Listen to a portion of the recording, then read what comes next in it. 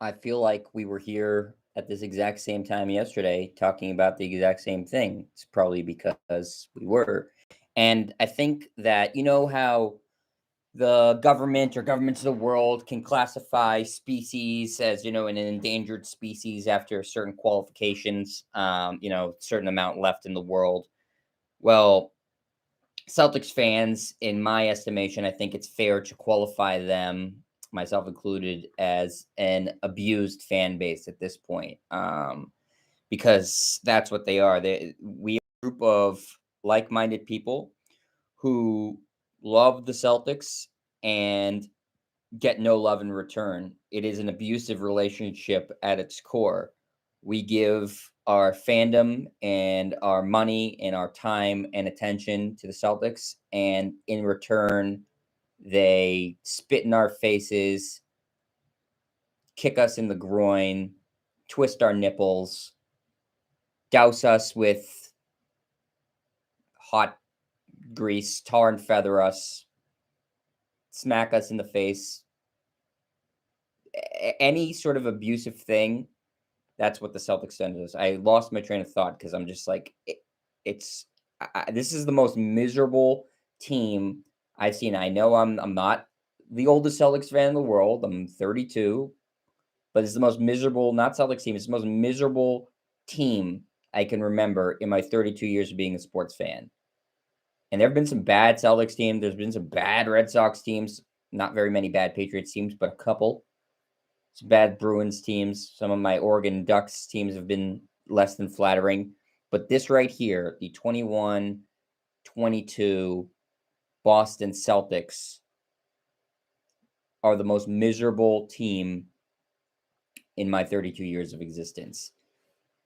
And it's because of how they lose games, why they lose games, who they lose games to, and the fact that no one in the building seems to give two shits. Ownership doesn't seem to care. They seem to just be content to talk about the glory days of Kevin Garnett, Paul Pierce, and Ray Allen, and talking about how great the trade for KG was, and how great getting Jason Tatum for Markelle Fultz was in that draft. That's all they seem to ever want to talk about. The coach, I feel almost bad for Udoka. Not that I think he's done a good job, because I think he's done a terrible job. But there's no way he saw his first year as an NBA head coach going like this. He doesn't.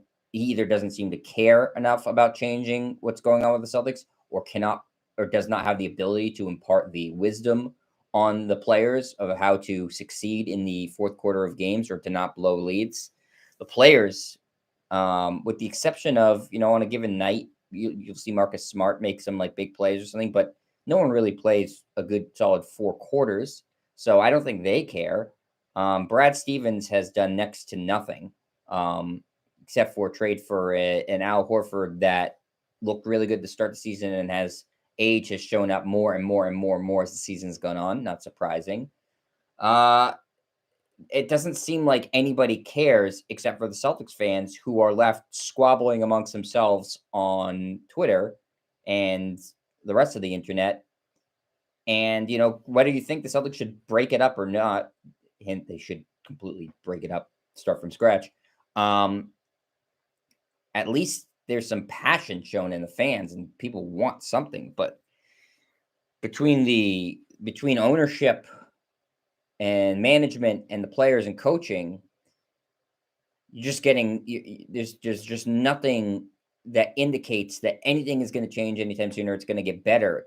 And so again, I'm going to use today, January 6th, to classify the Celtics officially in the database of abused fans, because it meets all the earmarks of an abusive relationship.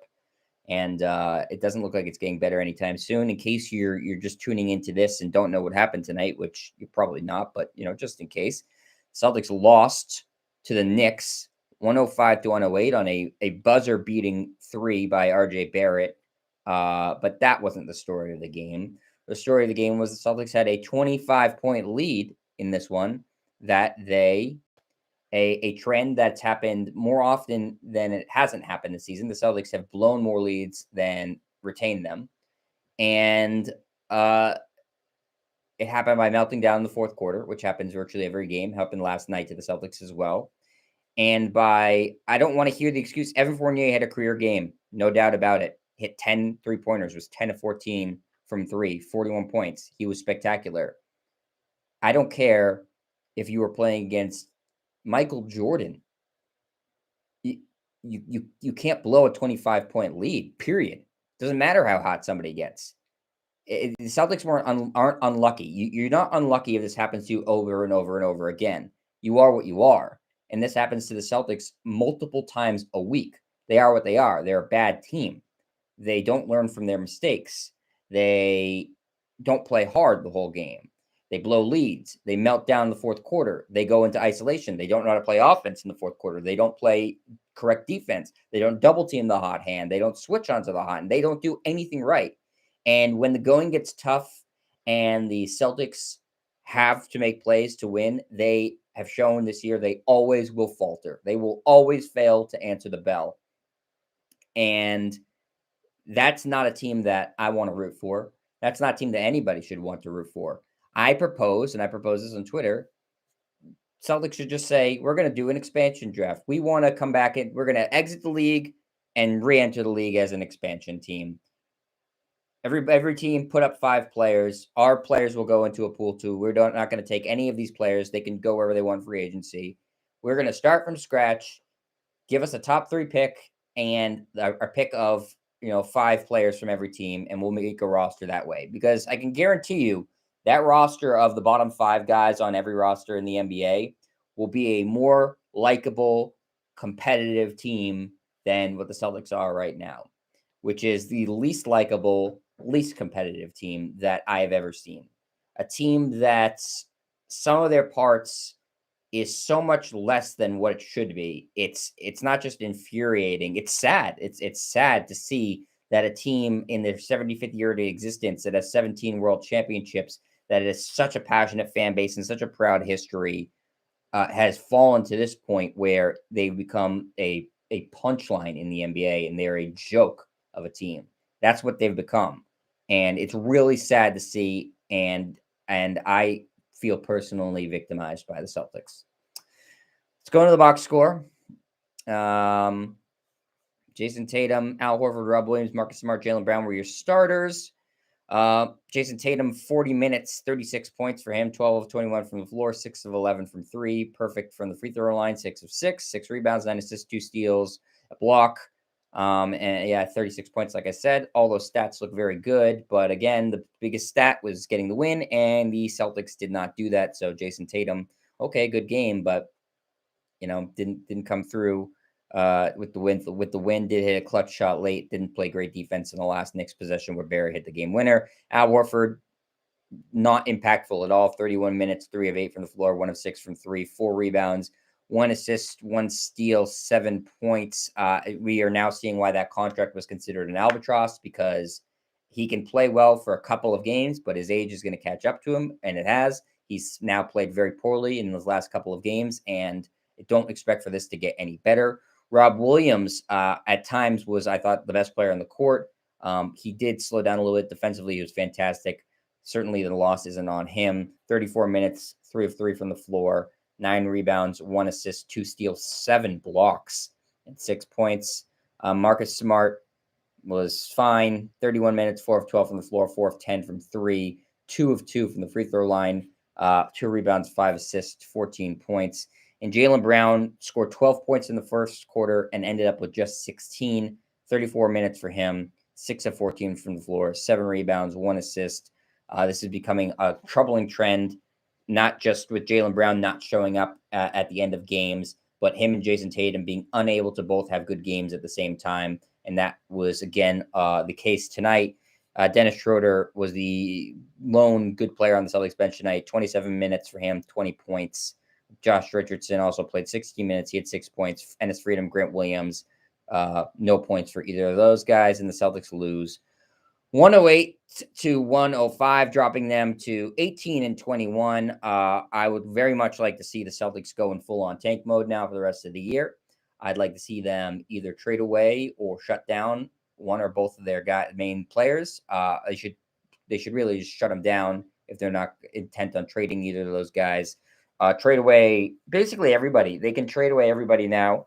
They can get rid of the head coach at the end of the season because this has been a misery. I feel bad because he was stuck with this crop of losers. But you know what? I don't think he's the right man for the job. Anyways, I would very much like to see ownership sell the team. I'd very much just like to see a GM with a vision and a competent track record get in here and try to make some moves.